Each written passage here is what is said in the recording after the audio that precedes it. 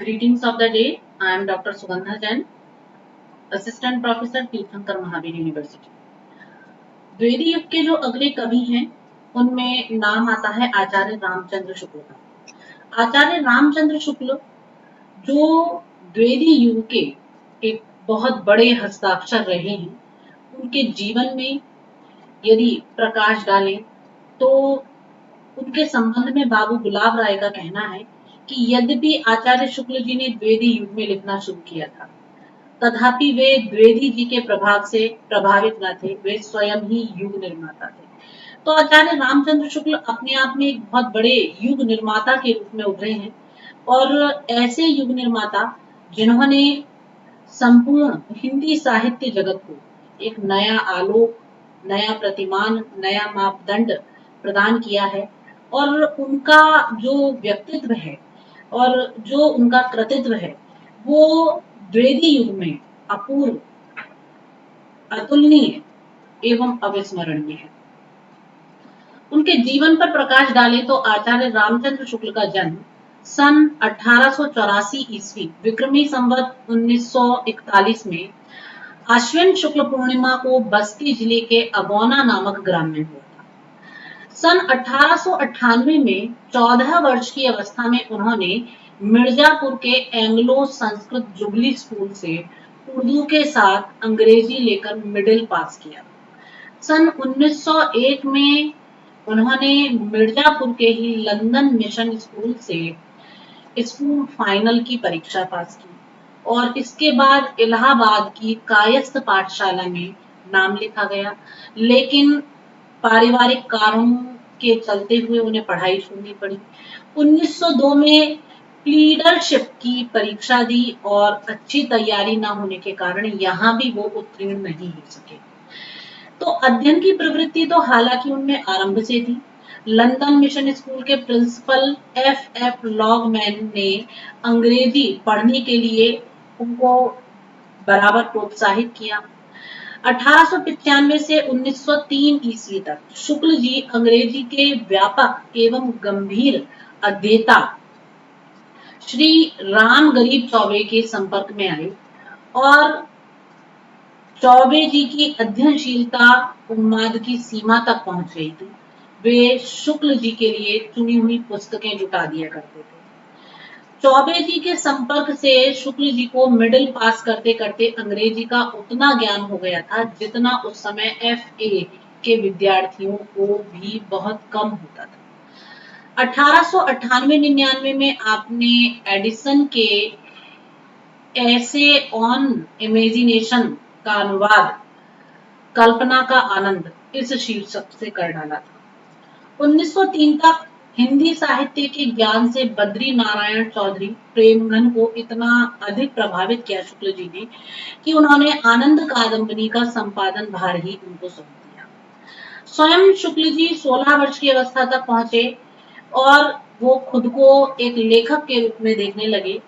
प्रेमघन की छाया स्मृति में वे कहते हैं कि 16 वर्ष की अवस्था तक पहुंचते पहुंचते तो समवयस्क हिंदी प्रेमियों की एक खासी मंडली मुझे मिल गई, जिनमें श्रीयुत काशी प्रसाद जी जायसवाल, भगवान दास जी हालना, पंडित बद्रीनाथ गौड़, पंडित उमाशंकर द्विवेदी मुख्य थे। हिंदी के नए पुराने लेखकों की चर्चा बराबर इस मंडली में रहा करती थी और मैं भी अब अपने आप को एक लेखक मानने लगा था। तो यहाँ पर उन्होंने अपने ही शब्दों में स्वयं को लेखक के रूप में अभिव्यक्त किया है और ये माना है कि 16 वर्ष की आयु तक आते आते जो एक लेखन की कला है वो उनमें व्याप्त हो चुकी थी।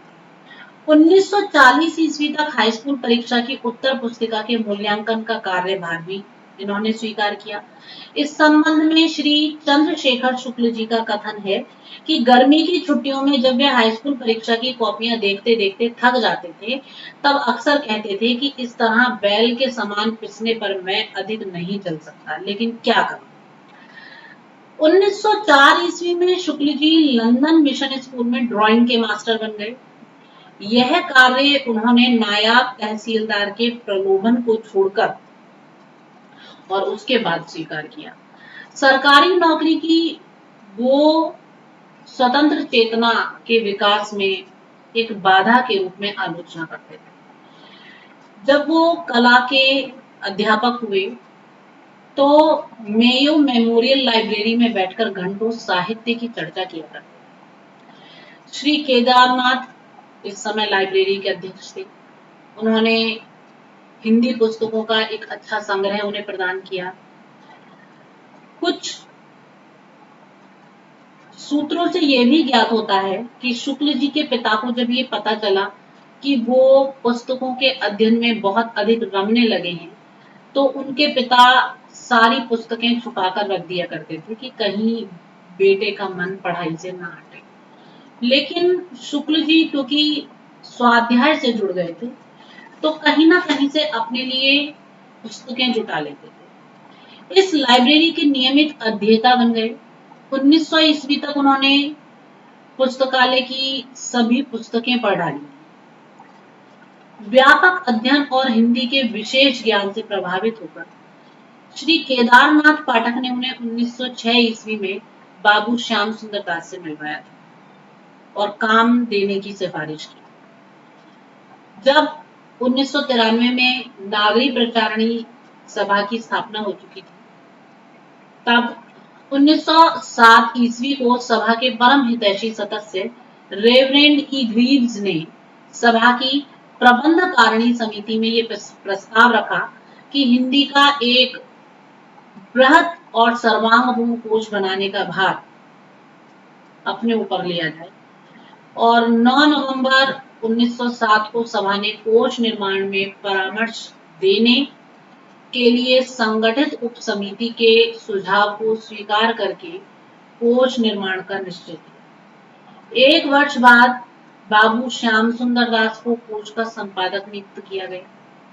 अक्टूबर 1908 में शुक्ल जी कोश में सहायक संपादक के रूप में कार्य करने के लिए सपरिवार काशी जी चले गए। और 1893 ईस्वी में जब वो 9 वर्ष की अवस्था में थे, तो पिता के साथ राठ से मिर्जापुर आए थे और मिर्जापुर में उन्होंने साहित्यिक संस्कार को पुष्ट करते हुए लगभग 24 वर्ष वहां रहे और प्रतिष्ठित विद्वान के रूप में काशी जी आए थे। तो अगर देखा जाए तो एक विद्वान के रूप में प्रतिष्ठित शुक्ल जी को काशी में आकर अध्ययन का एक व्यापक क्षेत्र प्राप्त हुआ। 1919 में वे काशी हिंदू विश्वविद्यालय में नियुक्त हुए। 1907 ईस्वी से 1919 ईस्वी तक 12 वर्षों की अवधि शुक्ल जी ने अपने ज्ञान को व्यापक और गंभीर बनाने के लिए व्यतीत की। बाबू श्याम सुंदर दास जी इनके विषय में कहते हैं कि इस कोश के कार्य में आरंभ से लेकर अंत तक पंडित रामचंद्र शुक्ल का संबंध रहा है और उन्होंने इसके लिए जो कुछ किया है वह विशेष रूप से उल्लिखित होने योग्य है। यदि यह कहा जाए कि शब्द सागर की उपयोगिता सर्वांग पूर्णता का अधिकांश श्रेय पंडित रामचंद्र शुक्ल को प्राप्त है, तो इसमें कोई अत्युक्ति नहीं है। एक प्रकार से यह उन्हीं के परिश्रम, विद्वता और विचारशीलता का फल है। इतिहास, दर्शन, भाषा विज्ञान, व्याकरण, साहित्य सभी विषयों का समीचीन विवेचन प्रायः उन्हीं का किया हुआ है। यदि शुक्ल जी सरीखे विद्वान की सहायता न प्राप्त होती, तो केवल 1 या 2 सहायक संपादकों से यह कोश प्रस्तुत करना असंभव ही होता। तो इस प्रकार जो शुक्ल जी का एक व्यक्तित्व है, वो बाल्यकाल से ही एक लेखक के रूप में उभरा, एक साहित्यकार के रूप में उभरा। उन्होंने स्वाध्याय के द्वारा अपने ज्ञान को परिपुष्ट किया। हिंदी के प्रति जो प्रेम है उसने उन्हें हिंदी पर अधिकार प्रदान कराया। हिंदी की प्रतिष्ठा को ध्यान में रखकर वो निरंतर महत्वपूर्ण कार्यों से जुड़े रहे और उन्होंने जैसे जो कल्पना का आनंद है, अपनी भाषा पर विचार है, कविता क्या है, उपन्यास और साहित्य, इस प्रकार के निबंध लिखकर अपनी अपूर्व क्षमताओं का परिचय हिंदी साहित्य जगत में दिया है। भाव या मनोविकार संबंधी सभी निबंध 1912 से 1919 ईस्वी तक लिखे जा चुके थे और विचार वीथी में प्रकाशित होकर पूर्व नागरी प्रचारणी जो पत्रिका है उसमें भी प्रकाशित हो चुके थे। तो इन सबसे स्पष्ट है कि कोश निर्माण के साथ साथ शुक्ल जी दर्शन और मनोविज्ञान के अध्ययन में भी बराबर जुटे रहे। शुक्ल जी ने 1922 ईस्वी से लेकर और आजीवन हिंदी साहित्य की समृद्धि के प्रति अपना जीवन व्यतीत किया। गोस्वामी तुलसीदास, ब्रह्मंड गीत सार, जायसी ग्रंथावली, महाकवि सूरदास, हिंदी साहित्य का इतिहास, चिंतामणि भाग 2, रस मीमांसा, हिंदी साहित्य का इतिहास आदि जो इनकी ये सारी कृतियां हैं जो अलग अलग वर्षों में प्रकाशित हुई हैं 1922 से लेकर के 1941 और 49 तक के मध्य ये समस्त कृतियां इनकी प्रकाशित हुई हैं, उनमें उनकी साहित्य साधना स्पष्ट रूप से परिलक्षित होती है और एक सच्चे आचार्य का आत्मविश्वास विकसित होता हुआ दिखाई देता है। उन्हें प्राचीन आचार्यों के मतों की सीमाओं का निर्देश करते हुए कहीं विज्ञान और कहीं अध्यात्म के क्षेत्रों की नवीनतम उपलब्धियों के आधार पर दोनों की लक्ष्यगत एकता के संबंध में विचार करते हुए कहीं पाश्चात्य समीक्षकों के मतों का खंडन करते हुए कहीं अपने मत के समर्थन में मत को उद्धृत करते हुए कहीं नवीन मत की उद्भावना करते हुए कहीं अपने पूर्व हिंदी समीक्षकों पर व्यंग करते हुए देखा जाता है। तो उनको विज्ञान, धर्म, दर्शन, काव्य, साहित्य सभी दृष्टियों में प्रतिष्ठा प्राप्त हुई। एक स्थल पर वह ज्ञान, धर्म और विज्ञान के विषय में स्वयं अपना वक्तव्य प्रस्तुत करते हैं। भेदों में अभेद की जो सच्ची तत्व दृष्टि है, अर्थात भेदों में अभेद ही सच्ची तत्व दृष्टि है और इसी के द्वारा सत्ता का आभास मिल सकता है। यही अभेद ज्ञान और धर्म दोनों का लक्ष्य है। विज्ञान इसी अभेद की खोज में है और इसी की ओर दिखा रहा है। तो उनके जो वक्तव्य हैं वो उनके बौद्धिक चिंतन को, चरम उत्कर्ष को अभिव्यक्त करते हैं। उनका साहित्यिक व्यक्तित्व पूर्णतः विकसित, परिवर्धित और परिष्कृत रहा। 1920 से लेकर 1930 ईस्वी तक वे अपना सर्वोत्तम प्रदय लिख चुके थे। जो कुछ भी उन्हें अच्छे से अच्छा हिंदी साहित्य जगत को देना था वो सब उन्होंने इस कालावधि में लिखा। अपने विचार इस समय तक वो स्थिर कर चुके थे और इसके बाद की रचनाओं में उन्होंने उन्हीं विचारों को परिमार्जित और पल्लवित किया है। तो उनका जो व्यक्तित्व है वो उनकी रचनाओं में स्पष्ट रूप से परिलक्षित हुआ है। उसके संगठन में हिंदी भाषी क्षेत्र के सांस्कृतिक परिवेश का योगदान उतना नहीं है जितना उस समय तक के विश्व स्तरीय वैज्ञानिक चिंतन एवं साहित्यिक सांस्कृतिक विकास का है। आचार्य शुक्ल की समीक्षा दृष्टि मात्र समीक्षा शास्त्र की पारंपरिक पोथियों और साहित्य रसिकों के बीच प्रचलित काव्य कृतियों के अध्ययन से विकसित नहीं है, वरना वह उनके समय तक अर्जित और लब्ध संपूर्ण ज्ञान की साहित्यिक परिणति है। इसलिए वे अपने समय के अन्य समीक्षकों से अलग दिखाई देते हैं। यह बात तब और साफ होकर सामने आती है जब हम उनके समीक्षक व्यक्तित्व को उनके कुछ पूर्व तथा उनके कुछ समसामयिक समीक्षकों के साथ रख कर देखते हैं। शुक्ल पूर्व युग के समीक्षक मिश्र बंधु जिस समय हिंदी के 9 श्रेष्ठ कवियों के चयन में उलझे हुए थे, उस समय शुक्ल जी कवि कर्म को हृदय की मुक्ति की साधना के लिए किए जाने वाले शब्द विधान के रूप में विश्लेषित कर रहे हैं। साहित्य के इतिहास के नाम पर जिस समय वृत्त संग्रह को पूर्णता दी जा रही थी, उस समय शुक्ल जी 19वीं शती के यूरोपीय इतिहास दर्शन को बचाकर हिंदी साहित्य के इतिहास को एक ठोस दार्शनिक पृष्ठभूमि प्रदान कर रहे थे। जिस समय काव्य भाषा के संदर्भ में कुछ शास्त्र विहित गुणों की चर्चा करके संतोष कर लिया जा रहा था, उस समय शुक्ल जी बिंब विधान, संश्लिष्ट चित्रण, प्रतीक विधान, लक्षणा शक्ति के विकास, समास शक्ति के वैशिष्ट्य, व्यंजना शक्ति के मूल आधार, इन सभी विषयों पर विवेचन कर रहे थे। जिस समय काव्य तत्व विवेचन के क्रम में कल्पना की चर्चा शुरू भी नहीं हुई थी, उस समय आचार्य शुक्ल वर्कले द्वारा प्रतिपादित परम कल्पना के आध्यात्म दर्शन और उसके आधार पर कवि ब्लेक द्वारा रचित कल्पना के नित्य रहस्य लोक की अवैज्ञानिकता, प्रकृति और कल्पना के प्रत्यक्ष संबंध तथा विभाव विधान एवं अप्रस्तुत योजना में कल्पना की अनिवार्य भूमिका का विश्लेषण कर रहे थे। तो इस प्रकार हम देखते हैं कि आचार्य शुक्ल जी का व्यक्तित्व बहुआयामी था। विज्ञान, धर्म, दर्शन और साहित्य के क्षेत्रों में ही नहीं, राजनीति और समाज दर्शन के क्षेत्रों में भी उनकी अच्छी गति थी। राजनीति के क्षेत्र में वे तिलक के विचारों के अधिक निकट थे। 1904 ईस्वी में ही उन्होंने दासता के विरुद्ध अपने उग्र विचार व्यक्त करके तत्कालीन अंग्रेज कलेक्टर विंडम को नाराज कर दिया।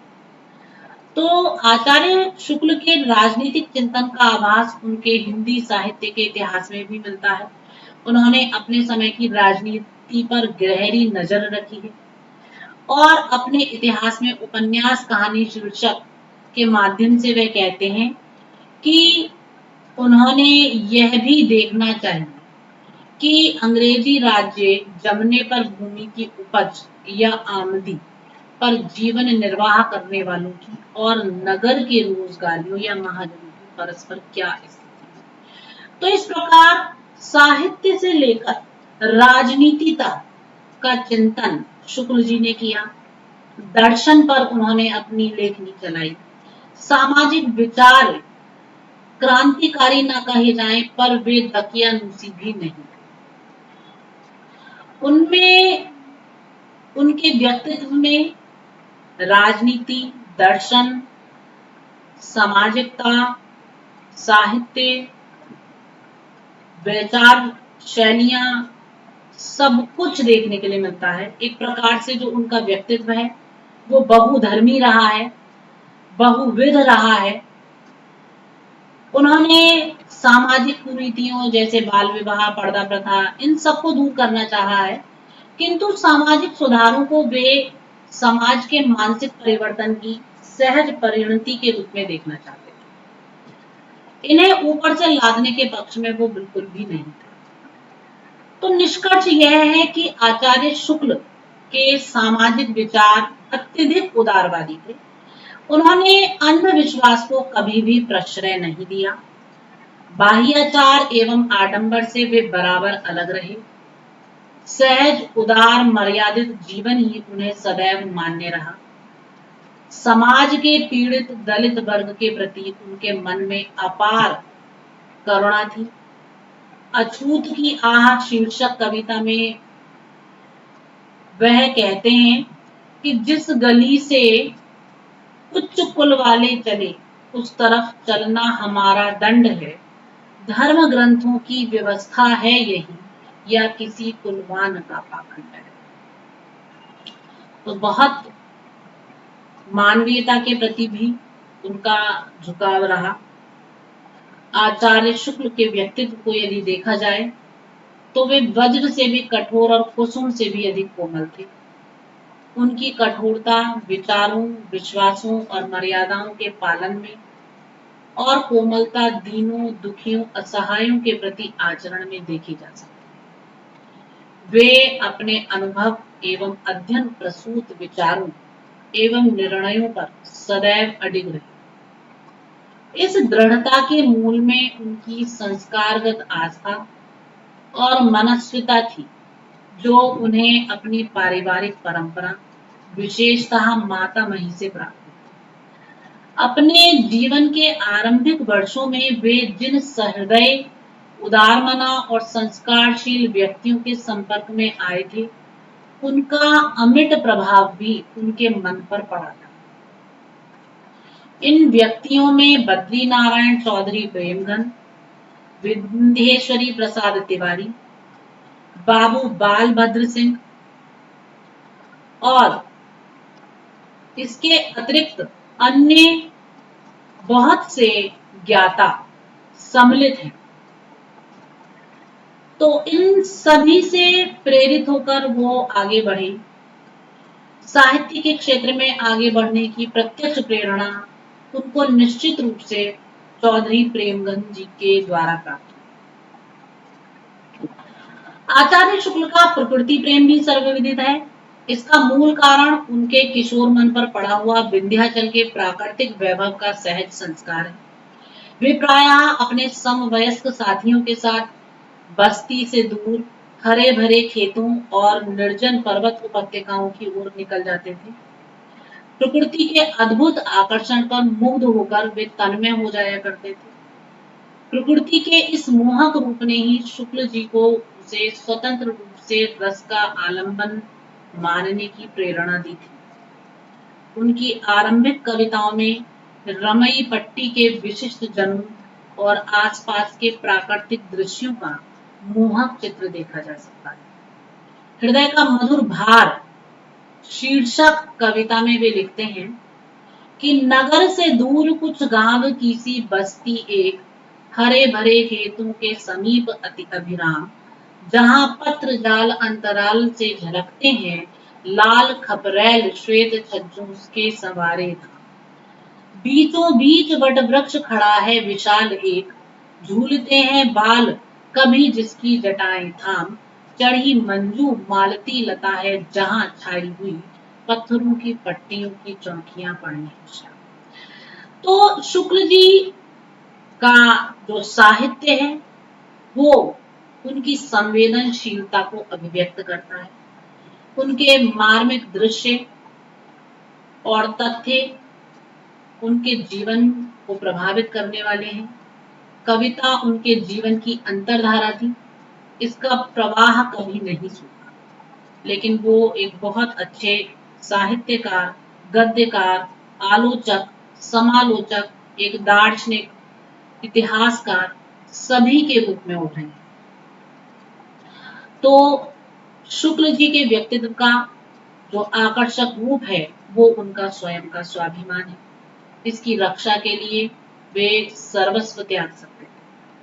स्वाभिमान की रक्षा के लिए ही उन्होंने उन सभी पदों और लाभ की जगहों का तिरस्कार किया जहां उन्हें दासता की गंध।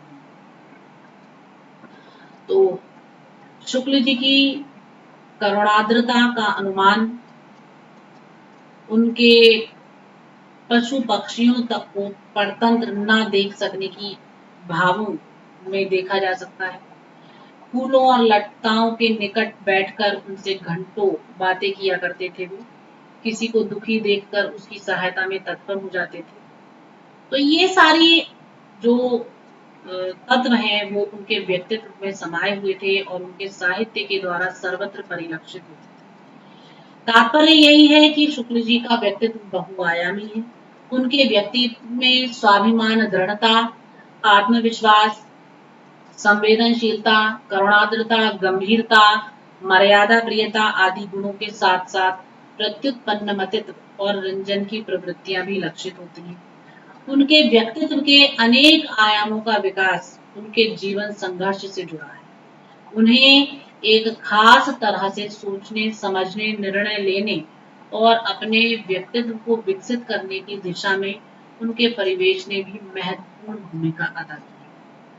उनकी रचनाओं में उनके व्यक्तित्व की छाप है। कहा जा सकता है कि आचार्य शुक्ल का जीवन संघर्ष, व्यक्तित्व और रचना दृष्टि एक दूसरे से बहुत गहरे स्तर पर जुड़े हुए, इसलिए इन्हें अलग अलग करके नहीं देखा जा सकता। तो शुक्ल जी का जो जीवन रहा है साहित्य के क्षेत्र में वो बहुत ही अधिक अपूर्व है और उस जीवन के द्वारा उन्होंने साहित्य के प्रति जो अपना अवदान दिया है, वो अवदान अपने आप में अत्यधिक प्रमुख है। इसके बाद हम यदि देखें तो शुक्ल जी द्वारा रचित हिंदी साहित्य उनकी कालजयी कीर्ति का आधार है। हिंदी साहित्य पर किसी भी प्रकार की चर्चा उनके संदर्भ के बिना अधूरी रह जाती है।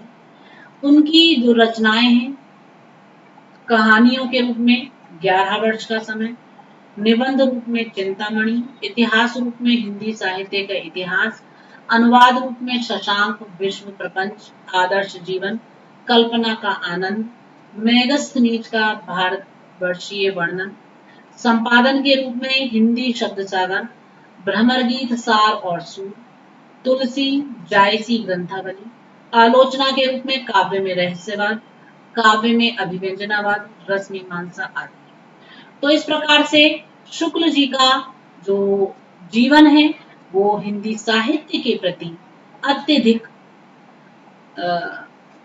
महत्वपूर्ण है, अमूल्य है और उनका पूरा जीवन का जो अवदान है वो हिंदी साहित्य के प्रति समर्पित रहा है। उनकी भावनाएं, उनकी निष्ठा हिंदी साहित्य के प्रति जीवन के अंत तक बनी रही और जो कुछ भी उन्होंने हिंदी साहित्य के लिए किया है वो अमूल्य है, अविस्मरणीय है।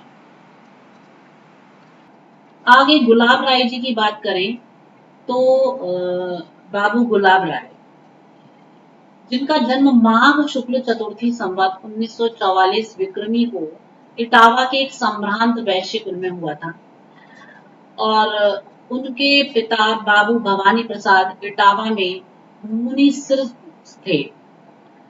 और अगर हम जन्म इनका सन के अनुसार देखें तो 17 जनवरी 1888 को और 13 अप्रैल 1963 को इनका निधन हुआ था। विचारात्मक एवं भावात्मक निबंध लेखन के लिए ये चर्चित रहे हैं और इनकी जो प्रमुख रचनाएं हैं वो नवरस, नाट्य विमर्श, काव्य के रूप, भारतीय संस्कृति की रूपरेखा, जीवन पशु, ठलुआ क्लब, हिंदी साहित्य का संक्षिप्त इतिहास आदि हैं। इनकी रचनाएं भी दो प्रकार की हैं, दार्शनिक और साहित्यिक। उन्होंने सामाजिक, सांस्कृतिक और मनोवैज्ञानिक विषयों पर भी अपनी कलम चलाई। तो जीवन परिचय के रूप में हम इनके देखते हैं कि जो इनके पिता हैं बाबू भवानी प्रसाद, वो इटावा में मुंसिन थे और इनकी जो माता हैं वो गोमती देवी थी। माता पिता के ज्येष्ठ पुत्र थे, वे अपनी माता पिता के सबसे बड़े पुत्र थे गुलाब राय और इनके पिता प्रबल धार्मिक विचारों से युक्त थे, कचहरी में सरकारी काम करते थे, राम नाम का जप किया करते थे, जीवन में नितांत ईमानदारी बरतते थे। माता गोमती देवी सूर के पद और तुलसी की चौपाइयों को बड़े भक्ति भाव से संगीत के स्वर में नित्य प्रति कई घंटों पढ़ा करती थी। उनमें राम भक्ति के भजन स्वयं बनाने की अपूर्व प्रतिभा थी और ऐसे कुल में जन्म लेने से बाबूजी यानी कि जो गुलाब राय हैं, इनके जो संस्कार हैं वह भी भगवान की प्रति आस्था, नैतिकता और श्रद्धा, विश्वास इस सब में अटूट थे और कलात्मकता का होना तो इनके जीवन में स्वाभाविक था। बचपन में इन्होंने मैनपुरी में अपना जीवन व्यतीत किया। डॉक्टर विजयेंद्र स्नातक को लिखे गए एक पत्र में कहते हैं कि मेरे पूज्य पिताजी सरकारी नौकरी के कारण इटावा में रहते थे, वहीं मेरा जन्म हुआ। बाल्यकालीन वातावरण धार्मिक रहा।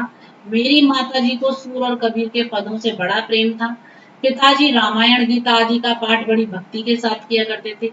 मेरे पिताजी के मैनपुरी चले जाने पर प्रारंभिक जीवन मैनपुरी में बीता। वहां के हाई स्कूल से मैंने एंट्रेंस परीक्षा पास की। इटावा एवं मैनपुरी के विषय में उन्होंने अपनी आत्मकथा में अत्यंत रोचक शैली में इस प्रकार लिखा है कि मेरा जन्म इटावा में हुआ। मोहल्ले का तो नाम सुना है, उसे छपेड़ी कहते हैं, लेकिन उस घर का पता नहीं लगा जिसमें मेरा जन्म हुआ था। यह प्रयत्न अपने को महत्ता देने के कारण नहीं, वरन शुद्ध कौतूहल और मनोविनोद से किया गया था कि मेरे पूज्य पिताजी बाबू भवानी प्रसाद मिश्र इटावा में नौकर थे, सरकारी नौकर थे, और यहाँ से उनकी बदली होने पर मैं 2.5 वर्ष की आयु में मैनपुरी लाए। मैनपुरी के लोग कुछ धोखेबाज कहे जाते थे। मुझे इसका निजी अनुभव तो नहीं है, किंतु जनश्रुतियों के अनुसार मैनपुरी बगल में छुरी, खांच, सतुआ, बतावेपुरी, उसका कुछ अच्छा भी इतिहास है। तो उसके पास धारा नगरी है जिसे धरऊ कहते हैं, वह मुझे याद नहीं। मैं हंस तो नहीं जो पए पिए परी हरी बारी बेकार। मेरा मन तो बेकार की ओर ही अधिक जाता है। अस्तु इसी नगरी में बाल्यकाल बीता। इसके लिए मैं लज्जित भी नहीं, क्योंकि भारत की मोक्षदायिनी सप्तपुरियों में अग्रगण्य काशी के संबंध में भी जनश्रुति कुछ अच्छी नहीं है। जनश्रुति तो क्या, श्रुति सम्मत हरिभक्त पथ के अनुगामी धर्म भीरु बाबा तुलसीदास जी ने काशी के संबंध में स्वयं कहा है कि बासर ठासन के ठका रजनी चहूं जिस चोर, फिर बेचारी मैनपुरी उस गुमती में है। तो इस प्रकार बाबू गुलाब राय ने अपने संबंध में अनेक स्थल पर अपने विचारों को अभिव्यक्त किया है, और ये भी उन्होंने बताया है कि आर्थिक दृष्टि से कमजोर होने पर भी धार्मिक सांस्कृतिक दृष्टि से उनका परिवार हमेशा से समृद्ध रहा, और इस वातावरण का उनके जीवन पर अधिक प्रभाव पड़ा है। इसके अतिरिक्त जो गुलाब राय हैं वो एक बहुमुखी प्रतिभा के धनी रहे हैं, साहित्य प्रेमी रहे हैं। घर का सारा प्रबंध उनकी धर्मपत्नी करती थी, जितना रुपया मिला लाकर अपनी धर्मपत्नी को दे दिया करते थे। फिर ना उनसे कभी हिसाब लेते थे, न जानने की चिंता करते थे कि खर्च कैसे चलेगा। तो बाबूजी पारिवारिक और सामाजिक जीवन में समन्वय रखते थे। ना इतनी लिप्ति थी कि गोभी और दूध का हिसाब स्वयं ही कर रहे हैं, और ना इतनी उदासीनता थी कि पता ही नहीं कि घर में क्या हुआ है। तो इस प्रकार उनका जो जीवन है वो अपने आप में बहुत ही उदार व्यक्तित्व वाला रहा है। वात्सल्यपूर्ण प्रकृति उनकी हमेशा से रही है, जिसके विषय में विशंबर दयाल गुप्त जी कहते हैं कि बाबूजी का वात्सल्य वारिधि इतना विस्तीर्ण था कि उसकी परिधि में सेवक, पशु, पक्षी तथा लता वृक्ष भी आते थे। पशु पक्षियों के प्रति उन्हें कितना स्नेह था, यह उनके जीवन की एक घटना से प्रकट हो जाता है। तो इस प्रकार वो वात्सल्यपूर्ण रहे अपने जीवन के प्रति, अपने परिवार के प्रति वह संतुष्ट दृष्टि वाले रहे, और अपनी शिक्षा का शुभारंभ उन्होंने घर से किया। तहसीली स्कूल में प्रवेश लिया, उसके बाद आगे की शिक्षा आगरा से ली, और बाद में उन्होंने प्रयाग विश्वविद्यालय से दर्शन शास्त्र में एमए की परीक्षा उत्तीर्ण की। अपनी आत्मकथा में उन्होंने अपने विषय पर विस्तृत चर्चा की है, जहां उन्होंने अपने विषय में बताया है।